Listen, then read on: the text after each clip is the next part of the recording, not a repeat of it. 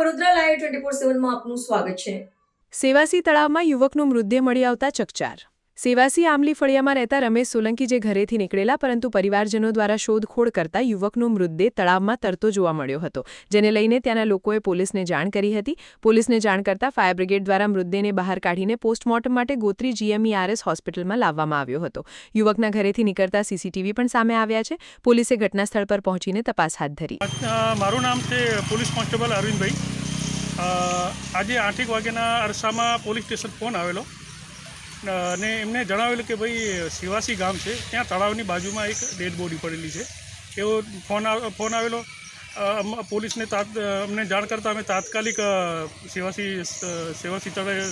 જઈ તળાવ પાસે જઈ અને જોયું તો એક ઈસમને પાણીમાં તરતી લાશ જોવામાં આવેલ અને ત્યાં ઘણા બધા ગામના સ્થાનિક લોકો પણ ત્યાં હતા અને આજુબાજુ પૂછા કરતાં તેમના સંબંધી નારાયણભાઈ એમને જણાવેલું છે કે જે આ મરણ જનાર છે એ અમારા સાડુભાઈ છે અને ત્યારબાદ તાત્કાલિક ફાયર બ્રિગેડ બોલાવી અને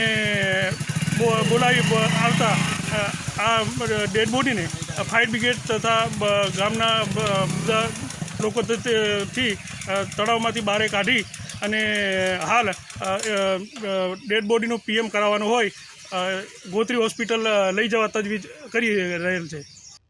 જય ભારત સર, જણાવવાનું કે આ ભાઈ રમેશભાઈ મંગળભાઈ સોલંકી જે મારા સાડુભાઈ થાય છે, એ ભાઈ ગઈકાલે સવારથી 4-4:30ની આસપાસના મરકામાં સવારે શૌચક્રિયા માટે સેવાસી ગામમાં આવેલા મોટા તળાવમાં ગયા હતા। તો ત્યાં આગળથી કેમેરાથી અમે આખો દિવસ ચેક કરાવડાવ્યું, અમે બી આખો દિવસ ફરીને ચેક કર્યું પણ એમને મળ્યા નહોતા।